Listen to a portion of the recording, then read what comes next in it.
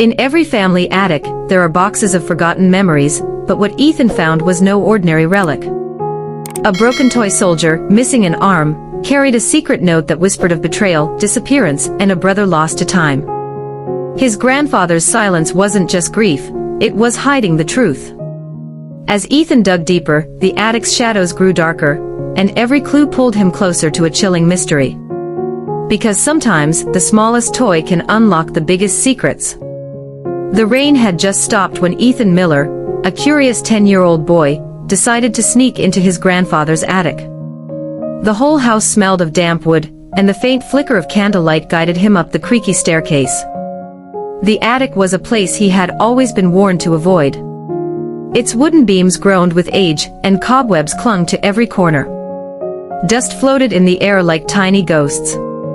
Ethan's heart pounded with both excitement and fear as he pushed aside an old trunk and noticed a smaller wooden box, tucked beneath a pile of yellowed newspapers. He knelt, brushing away the dust, and slowly lifted the lid. Inside lay a toy soldier, its paint chipped, one arm missing, and its face scarred with time. To anyone else, it was junk. But Ethan felt a strange pull, as if the toy was waiting for him. Then he saw it. Folded tightly inside the toy's tiny fabric pocket was a scrap of paper, so brittle it threatened to fall apart. Ethan carefully unfolded it. The words, written in faded ink, sent a chill racing down his spine. "Find me where the light never dies." Ethan whispered the line under his breath, his voice trembling. What did it mean? Who wrote it? Footsteps echoed from downstairs. Startled, Ethan shoved the toy into his pocket and closed the box. He rushed down the narrow stairs, almost tripping as he entered the kitchen. His grandfather, George Miller, sat at the table, sipping his tea. "Where have you been, boy?" George asked, his tone sharp. Ethan hesitated, then pulled the toy from his pocket. "I found this, in the attic." The old man's hand froze midair. His eyes widened, and the color drained from his face.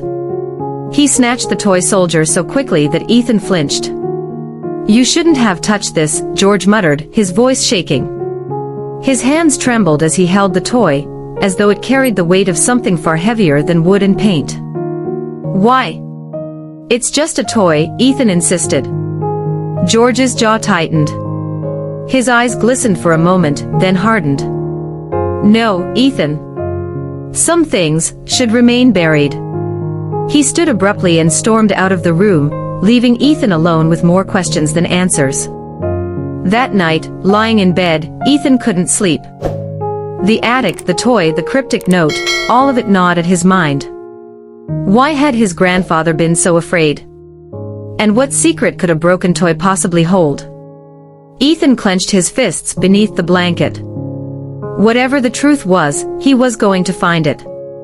And deep inside, he already knew, this was only the beginning.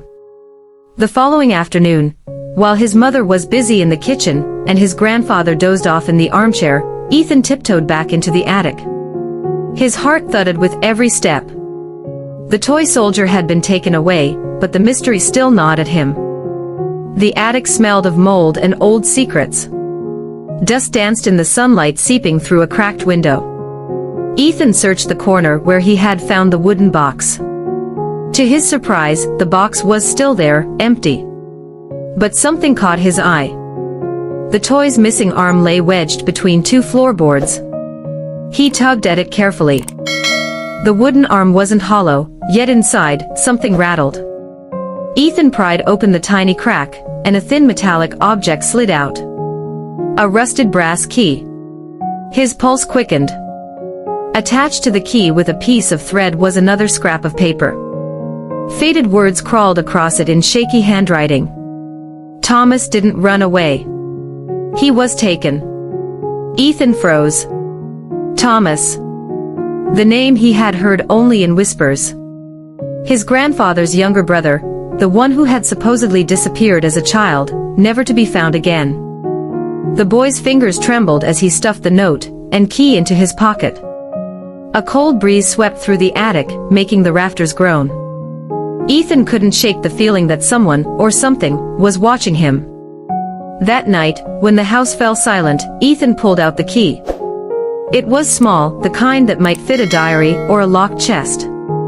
His curiosity burned stronger than his fear. Candle in hand, he crept back upstairs.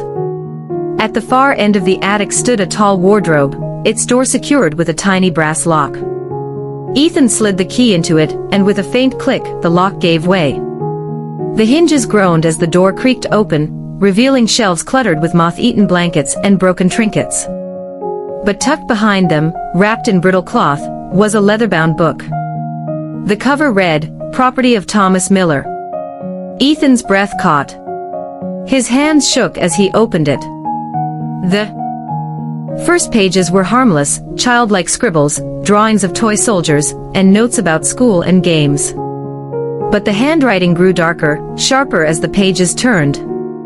"George is keeping secrets. I saw the man again near the barn. If something happens to me, the toy will tell the truth." Ethan's skin prickled. His grandfather's name, George. The candle flickered as the attic seemed to tighten around him. He turned another page and read the final, chilling entry. "He warned me to stay silent. But I can't. If you're reading this, remember, the soldier holds the key." Ethan's breath hitched. His grandfather, was he hiding something all along? A sudden creak jolted him. The attic door swung open. Standing in the doorway, half-shrouded in darkness, was George Miller. His face was pale, his eyes wide with a storm of emotions, fear, anger, sorrow. "Ethan," his voice cracked, heavy as thunder. "Where did you find that book?" Ethan clutched the diary to his chest. His voice quivered but held firm. "Tell me the truth, Grandpa. What happened to Thomas?" The old man stepped forward, shadows carving deep lines into his face. His lips trembled as he whispered, "Some secrets should never be unearthed." And the candle flickered violently, plunging the attic into darkness. The attic was dark except for the weak flame of Ethan's candle. His grandfather's figure loomed closer, his shadow stretching like a monster across the wooden floor. Ethan clutched the diary tighter, his heart hammering in his chest. "Grandpa," he whispered, "the diary says Thomas didn't run away.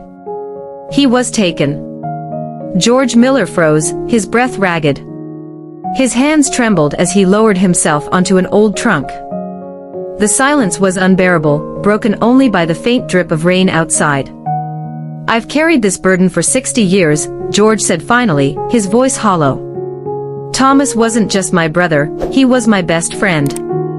That night, he saw something he shouldn't have." Ethan edged closer, the diary pressed against him like a shield.